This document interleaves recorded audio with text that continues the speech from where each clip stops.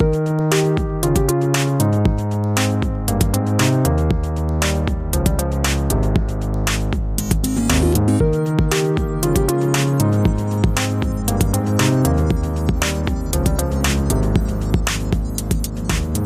everyone, and welcome to another Game Explained discussion. I'm your host, Derek Bittner, and I'm joined today by a special guest, Ryan Copple, who attended Niantic's Pokemon Go Fest and was even photographed by the Associated Press covering it.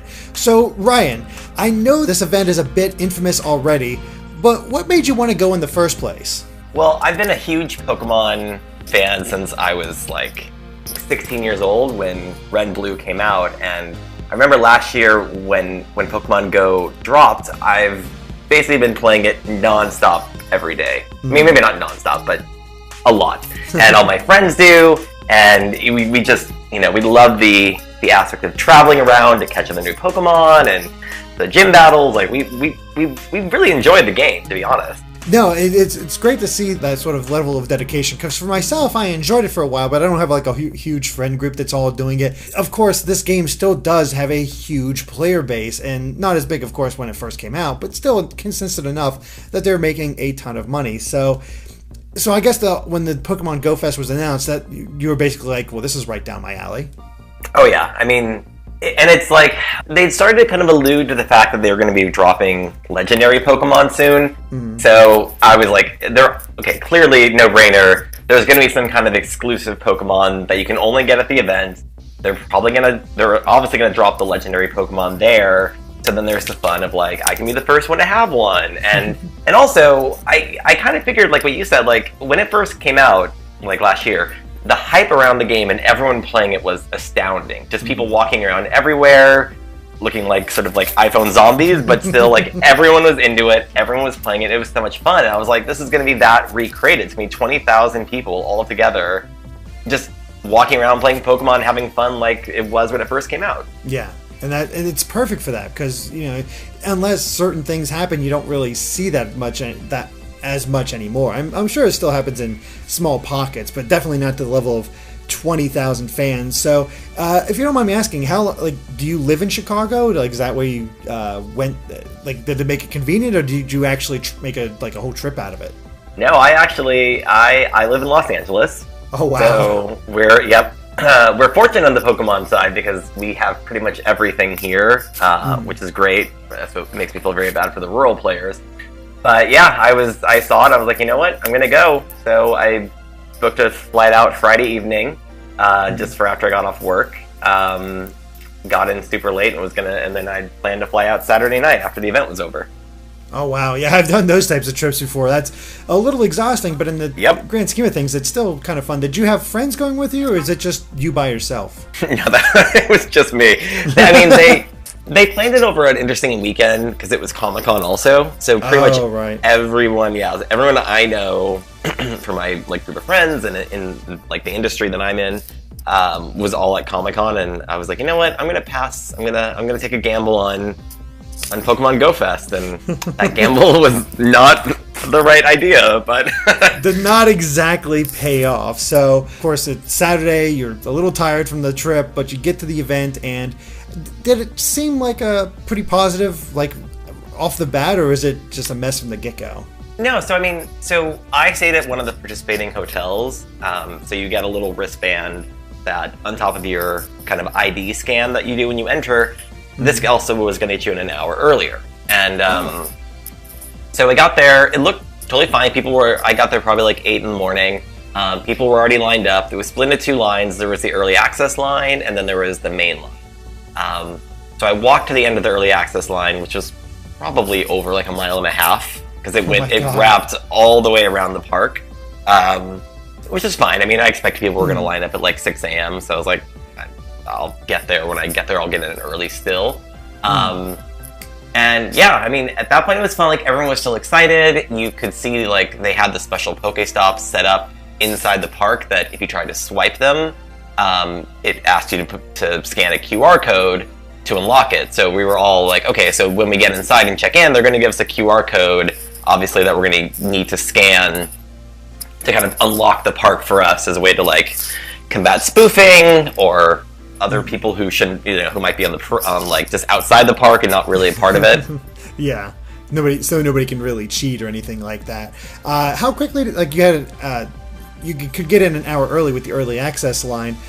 Did that actually happen where the line moved fast enough, even despite the fact that it was over a mile and a half long? Did you still get in relatively quickly to enjoy that? No, that was kind of the extent of when things were going well. Was like the initial we're in line. There's a line management system.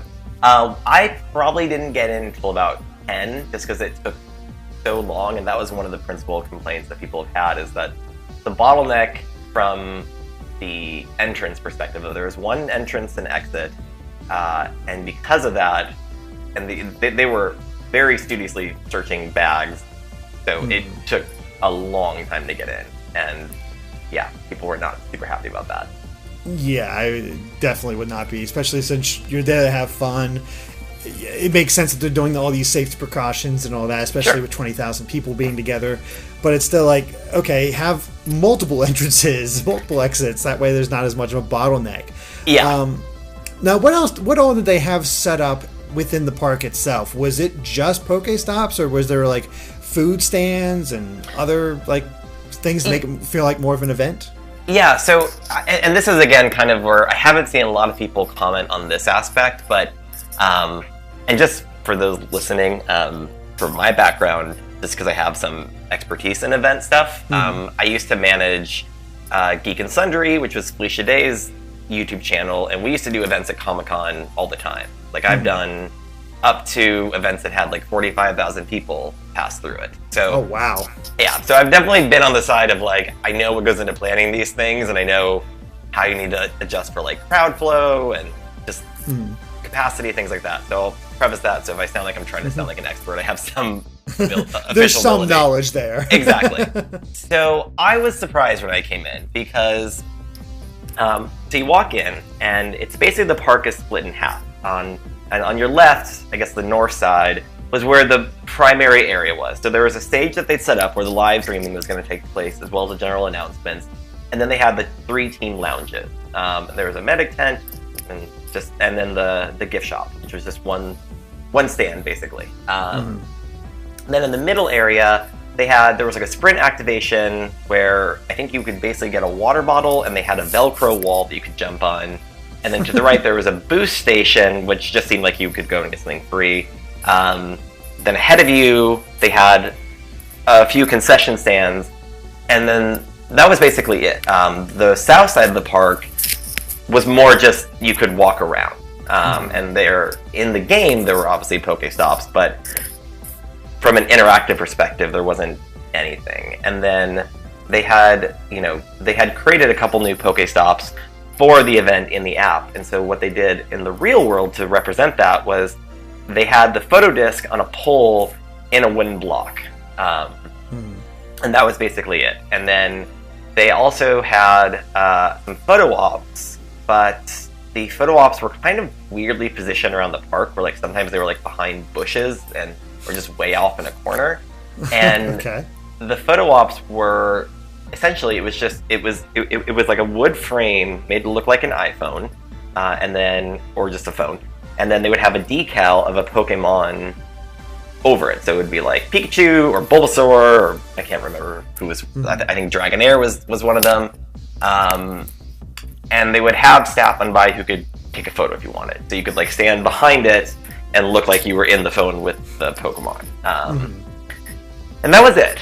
So that was kind of, I think, one of their downfalls also. You get in there, you see all of this. What was your first reaction when you saw all of this? You're like, oh, this is kind of not what I was expecting? Yeah, I mean, I think that, there was initial excitement of when you open the app and you scan the QR code, and then you actually, it kind of unlocks the park for you, and you see a couple more of the Pokestops. There's gyms set up around the park. There were 6 gyms and maybe 12 Pokestops. And then you could see signs around the park that indicated the biome of that region. So it was the north side of the park could have electric type by the Instinct tent, or water type by the Mystic tent, or grass type, etc. So that was cool. And you started walking around, and starting to spin the Pokestops, and they had exclusive eggs that were like, I think it was supposed to be like what they did in Easter, where every egg you got was 2 kilometers, but there could be anything in it, as opposed to the normal 2-kilometer eggs. So that was fun at first. Then the challenge, as everyone is obviously aware, was probably around like 10:30 or so. You know, as more people started to filter into the park, that's when the entire thing started to crash in terms of the app. So probably I would say about like 12:30, 12:40, or sorry, 10:30, 10:40. That was when the app was completely inaccessible for most people. I know for myself, I was on Verizon. It's like when you get any kind of crowd together of a substantial number of one point that's using cell service, it's gonna weaken the signal. But it was pretty bad. And then, like I said, I think where, you know, it's kind of the flow of the day, at 11 o'clock is when they, you know, kind of had or around 11 was when they had their first, like, big presence on stage, where Rachel came out, who's Seltzer, she's a streamer, she's really cool, she actually did a show with us before, she was great, and so she's talking to everyone, they bring out John Hankey, and this is where it gets kind of controversial, like, some people were like, because he got booed when he came on stage pretty loudly, which I know people were like, oh, that's, you know, so rude or disrespectful.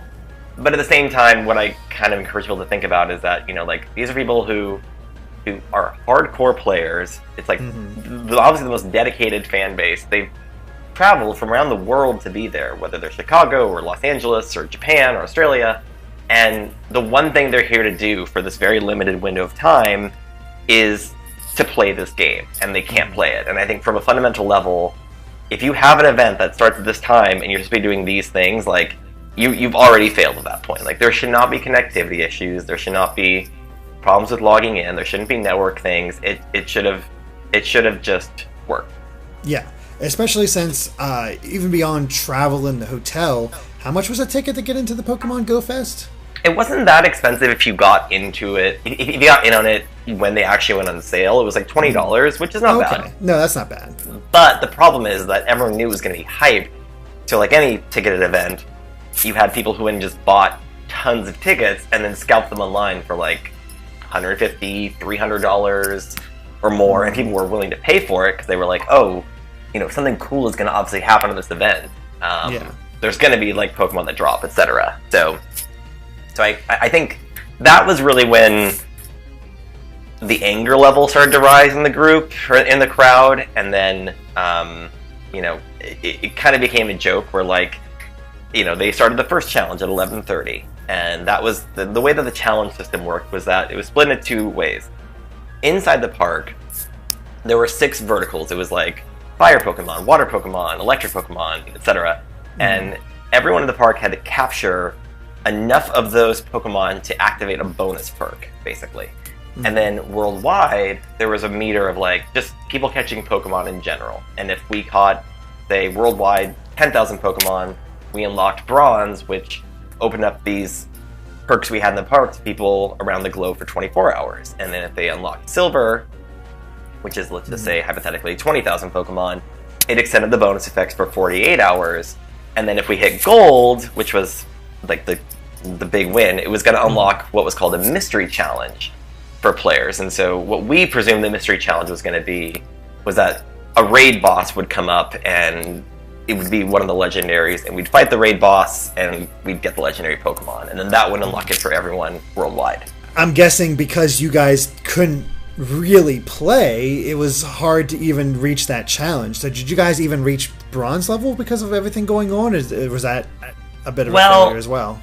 So there's a couple things that happen, and there's like tons of photos online that's about Reddit, and I'll just kind of break down the timeline of the day, because I think that'll help kind of give context. So the first challenge started at, I think it was 11:30, it might have been 11, and no one could do anything in the game. Like, for the most part, we were all sitting there trying to log in, and this challenge window is for 30 minutes, and you've got Rachel coming in who's speaking to the audience, but also speaking to the fans at home who are watching the live stream and playing, and she's like, you guys are doing great, keep it up, and we're all in the audience gather on the stage like, we can't do anything. We cannot even open the app.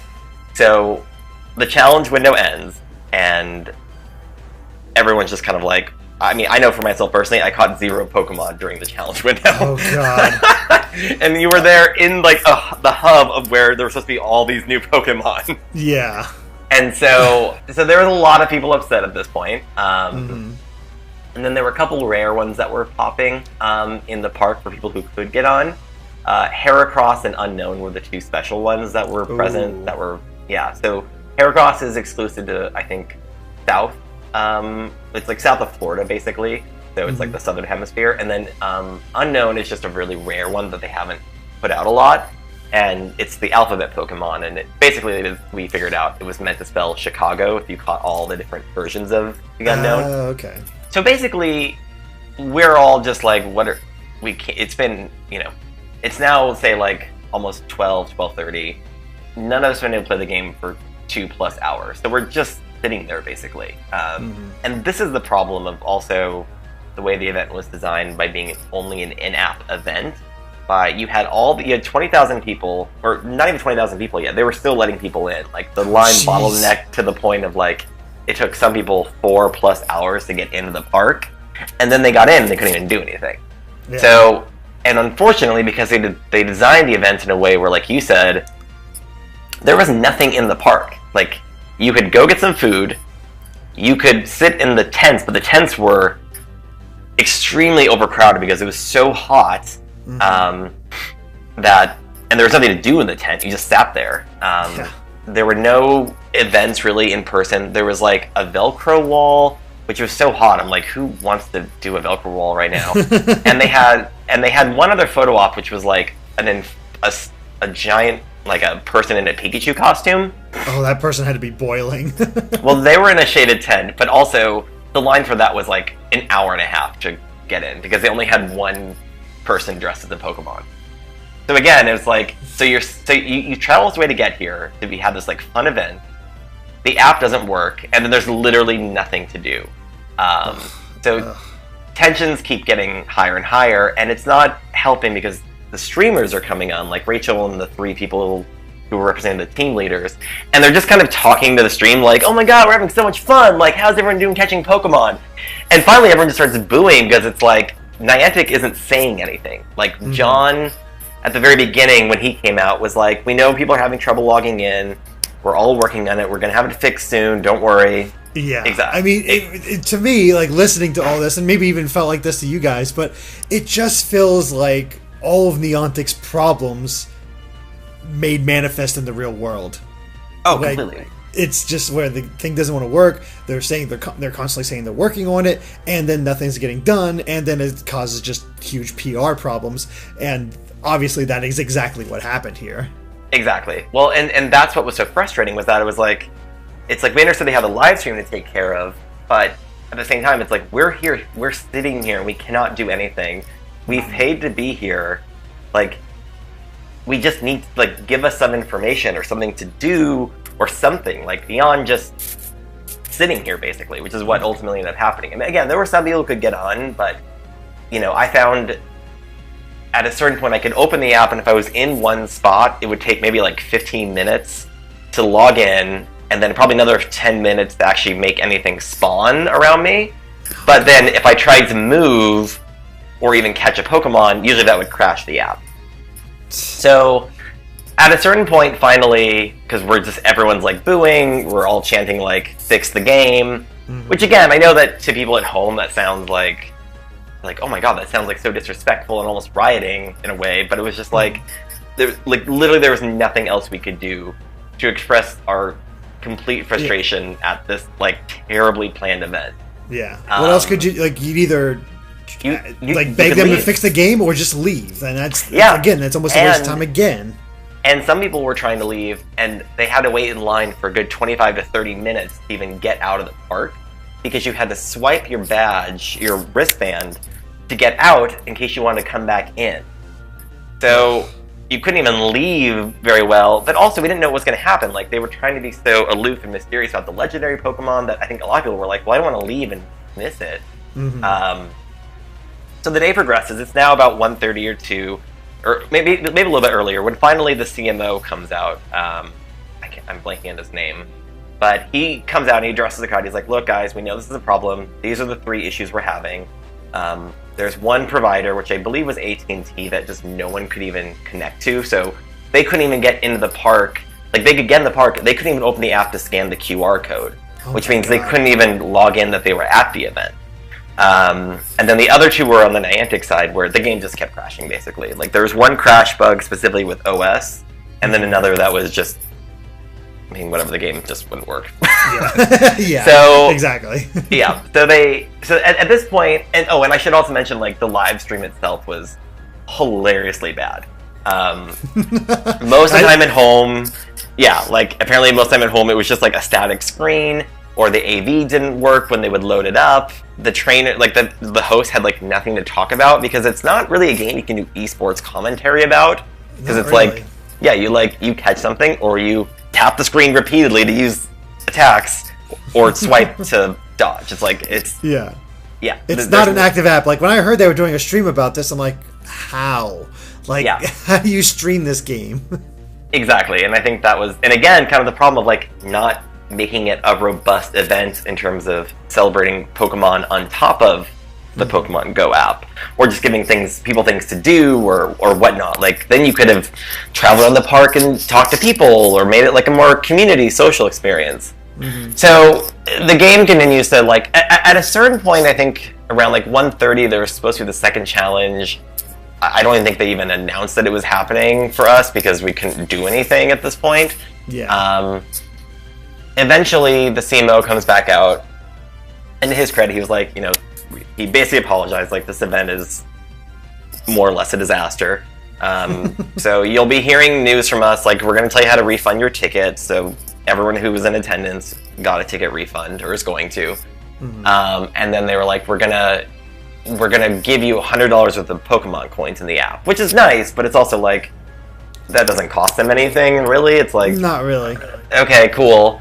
And then they were looking for ways to try and fix the problem. So one thing they did was they extended the effect of the festival Pokestops to a 2-mile radius outside the park. So basically, at this point, and it wasn't very clearly communicated, unfortunately. It was like, but basically, you could leave the park, and you could go to any Pokestop in the city and have the same experience. So basically, if you left the park and just stayed in Chicago, downtown Chicago, the whole downtown is basically the festival now.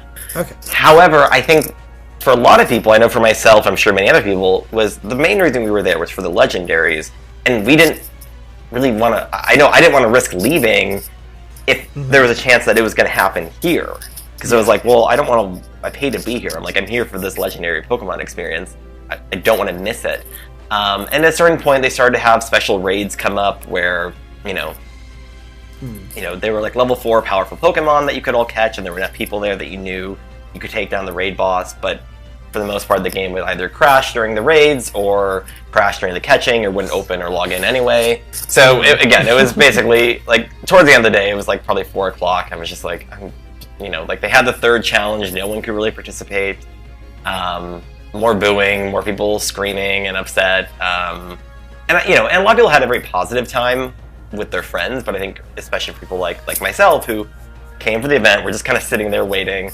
There was just nothing to do, and so I was texting with my friends, and I was like, at 5 o'clock I'm just gonna leave. I'm like, at this point, I'd rather just go be in like side and have like a beer, or just sit or sit somewhere comfortable. Have a deep dish. Exactly. Not having sat outside in the sun for like 8 hours and caught. I actually counted how many Pokemon I caught at Pokemon Go Fest. 43 from the span of. That's not terrible 5. from my perspective, but for that kind of event, it should be in the hundreds. Oh, I mean, the whole point is that you are supposed to walk around this park and do nothing but catch Pokemon. That was the way that the event was designed. So that's like 4 or 5 Pokemon an hour? Yeah. That's pretty abysmal. Yeah, like I could sit at my house and like throw in an incense and catch most of that.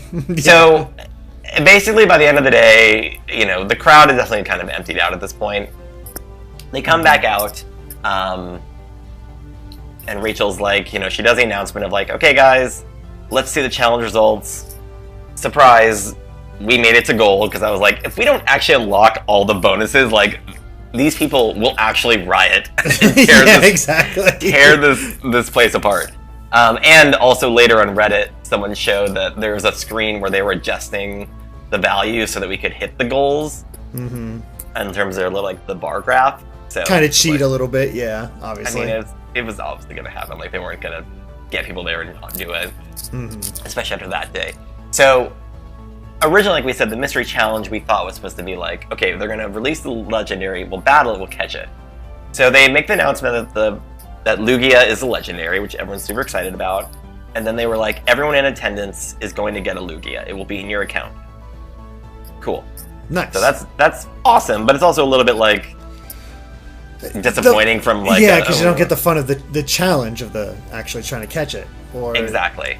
I'm guessing in your head you're like, maybe not exactly, but sort of that idea of that initial trailer where everybody was trying to catch Mewtwo, like that community experience. Like, yeah, totally. You want that to happen.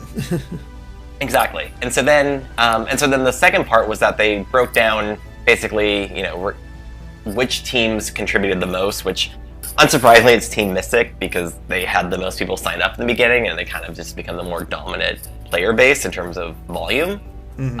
So then that meant Articuno was going to be released in the wild. And now remember, it was 5 o'clock and they were basically like, okay, so the park's open till 7, you guys can hang out or you can go in the city, all the Pokestops are set up over there, and they were like, we've extended the duration of the effects until Monday, so if you didn't get to scan a QR code, you have all weekend. If you weren't able to catch in the regional exclusives that were put here, you can catch them all weekend. And the festival just kind of ended, and that was that. Yeah, so it ended 2 hours, pretty much. I mean, more or less, which is something that was one of my complaints, is that I wish they would have just been more upfront and said, get out of the park. Like, just go walk around the city, explore Chicago, and catch Pokemon. Because for the majority of people who waited there, because, again, we all wanted the legendary, we could have left and done other fun stuff today, or caught Pokemon outside the park and not have risked not getting the legendary, which is what I think a lot of people were still waiting around for. And then, so basically for myself, I mean, I was like, okay, so it took about half hour to get out of the park because the line was so backed up. And I just went to the airport. And I'm sad because I missed, I think, probably the most fun part of the Pokemon Go Festival was that at 7 o'clock, they basically started pumping out legendaries all over Chicago in gyms. And so it was pretty much, it sounded like 100 catch rate, like 100%. So everyone was all around Chicago catching legendaries, and that part sounded amazing. But again, that's kind of the community doing it themselves, and not so much Niantic from this like produced event. So yeah, and you had to miss out on it because you had a flight to catch, and exactly, it was the event was supposed to be from 9 to 7. I was there for pretty much the entire event duration, and it just was, I think people have tried to come forward and say, it wasn't that bad. Niantic did the best they could. People are blaming the cell providers, and I just think it's all complete BS. I mean, they should have had cell on wheels. If they're saying that the networks wouldn't provide that, that's ridiculous. I've worked with Verizon, AT&T, Sprint, etc. Like, if you're getting an event together, you pay for it, but they'll give you the equipment, obviously. Like, there should have been no shortage on funds, considering they had sponsors for the event and ticket sales to rent a park that had basically nothing in it except some food stands and tents. And ultimately, like, I was on my phone, I was checking email, I was calling people, texting, I was on other iPhone games that used data, and it was fine. So it was clearly just an app issue, which is what I think is just like the biggest problem. And I think that's where Niantic really needs to be held to bear, is like, you knew you had ticket sales, you knew how many people were going to be at this event. And they still underestimated it all. Or didn't even prepare.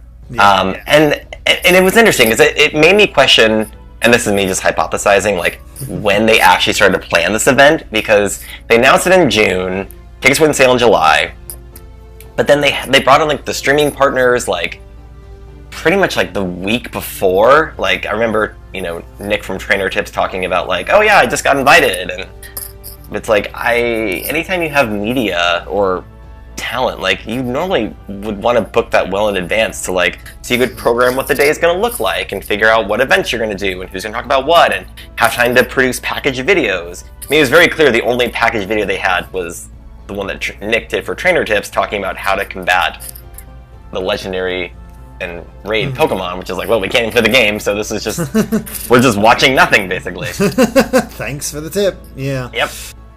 Niantic just has this way of disappointing. That's this special way of disappointing people. Well, they're in a very lucky position where, the audience for Pokemon is so loyal and rabid and just ardent, and it's amazing. Like, it's a community that I think is fascinating.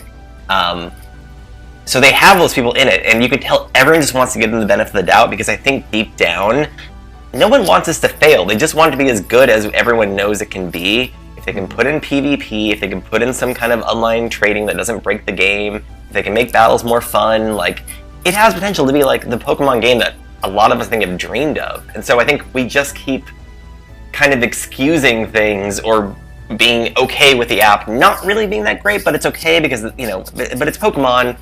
It's almost like there's this underlying fear of like, if we don't support it, it will get killed, and then that will be the end of this like extension of Pokemon that we've all really loved in some ways. They put so much time into, so yeah, I can understand that idea, just because you've put all this time and effort into the game, and yeah, you got some stuff out of it as far as experiences and stuff like that, but it's still there's a lot of progress that this app needs to make, and it's been a year, and it just feels like they're still like, didn't they put out a statement saying they're like 6 months behind where they wanted to be? Yeah, something like that. And I know that a lot of their efforts, it sounds like, have been really focused at looking at spoofing and how to combat that problem. And at a certain point, I'm like, you know what? I'd rather have some more fun features than being concerned that the gym system is going to be not fair. Like, figure out some more fun things to do with like the AR component or other just interesting things that could be in the app, that can be beyond just catching and battling. Yeah. Get beyond the gyms, make the rest of the gym was my least favorite aspect of the game. Just because I could, you needed to have so many specific conditions, so it just wore me out. I could never do as well at the gyms as I always wanted to, and I gave up eventually and just focused on catching Pokemon. So I'm sure a lot of people out there had those type of experiences, so help those people, But yeah, so that was my personal Pokemon Go experience, and I think it was the same for a lot of people. And I think overall, it's disappointing on one hand because the event, obviously, and despite what people say, it was not a success. It did not succeed at all. I mean, if you were to list what the core objectives of the event were to be, I don't think any of them were met. And I've heard some of the YouTubers, which obviously they're bound to say positive things. Like, I saw Nick's video on Trainer Tips, and he's like, it wasn't that bad. It was okay. Like, I had a really good time. My experience was different. It's like, well, yeah, you were VIP media. Like, clearly. Yeah, exactly. And you had all your fans there. Like, yes, this was clearly going to be a fun event for you. But for someone who was watching maybe like 2 of your videos, I was there to play Pokemon or have an experience with Pokemon itself, or like with the game, or just in real life. And meet new fans, meet other fans, talk to them, have that sort of community experience, like the opening weeks of the game. So yeah, no, I totally get you, because I would feel the same way. I just feel, I could just imagine feeling so dejected and just kind of depressed waiting at that airport. Yeah, I mean, pretty much, because I think it also put for me into question of like, would I, and I was asked this also, where like, would you go to another event? And I was like, oh God, no. Like, I would never travel to another pop-up event for this game by them until, it was basically the Fire Festival of like the Pokemon world. Yeah, essentially, that's the thing. They're gonna have trouble from that one because people are not going to trust them. And it's like, you burned me once, you burned me twice. Eventually I'm going to learn not to bother. Yeah, and also, I mean, I'm even disappointed. Like, I checked this morning, and, there's been no email about a refund. There's been no conversation about, here's your Lugia. Like, I don't even have the Lugia yet. Like, literally. Oh, really? Yeah. Oh, there were gosh. so many people who weren't even at the festival had it in Articuno before I did. So I'm like, okay, well, that's cool. Oh, my God. So, literally, there was no reason to attend this festival outside of saying I was there for the garbage fire. Yeah, you got the badge and you got some stories out of it, and that's about it. But pretty much. Oh boy. Well, I am so sorry that you had to go through all that, Ryan. But is there anything else you wanted to mention about Pokemon Go Fest, your experience, or just anything else Pokemon Go related? I mean, my personal experience ended up being very entertaining, which is how we connected. And that, kind of like you mentioned, I got snapped by a photographer for the AP. It was just, again, we were sitting out there doing nothing, and it was so hot, and I, unfortunately, have very little hair in my head, so I was like, I need to get a hat. So I went to the gift shop, which, by the way, the gift shop was also pretty pathetic in terms of Pokemon swag. Like, there were team T-shirts, but they weren't even, like, branded as, like, Chicago 2017, like, some kind of exclusivity. It was, like, just the teams, and it was like, okay, well, I can buy this anywhere. But they did have a little Pikachu hat, so I was like, okay, well, I'll get this. I need a hat. And I was just sitting in the shade at one point, and a photographer, this woman, Erin, apparently snapped a photo of me and came up and was talking to me about the event. And she was like, oh, what team are you? Where are you from? What's your name? And she's like, so what team do you think is winning? And I was like, I just looked at her, I was like, honestly, I think we're all losing right now. That's a good quote.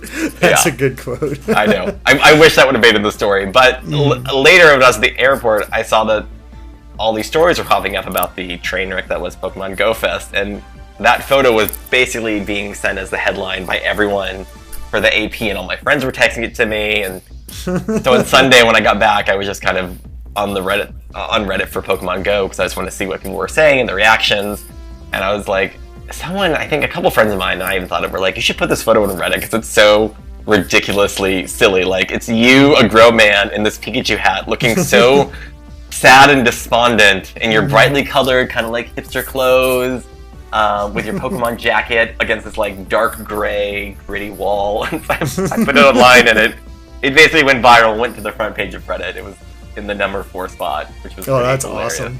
Yeah, so that was a plus side of my Pokemon Go best experience. You get that special bit of infamy.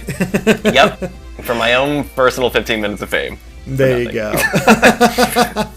Yeah, I'm trying to think if there's anything else interesting. I mean, I would say that, constructive criticisms would be, obviously ingress and egress. That needs to be adjusted more in festivals going forward. I hope that they do for events. I think that I wouldn't put too much emphasis on actual live physical events. I think they've done a lot of these digital events, and those have worked really well. So that's probably a better strategy, or just starting smaller, do a couple that are like 3,000 people and build up to doing the 20,000 person event, or do the event at something like San Diego Comic-Con, where there's already a ton of people there, the infrastructure's there, obviously the cell towers, were being boosted and whatnot. Do something like that. Have Wi-Fi available. Just pay to have Wi-Fi boosters that people who are at the event can log into and play on Wi-Fi. That would have totally lessened the demand if they would have had a couple dedicated, servers for that.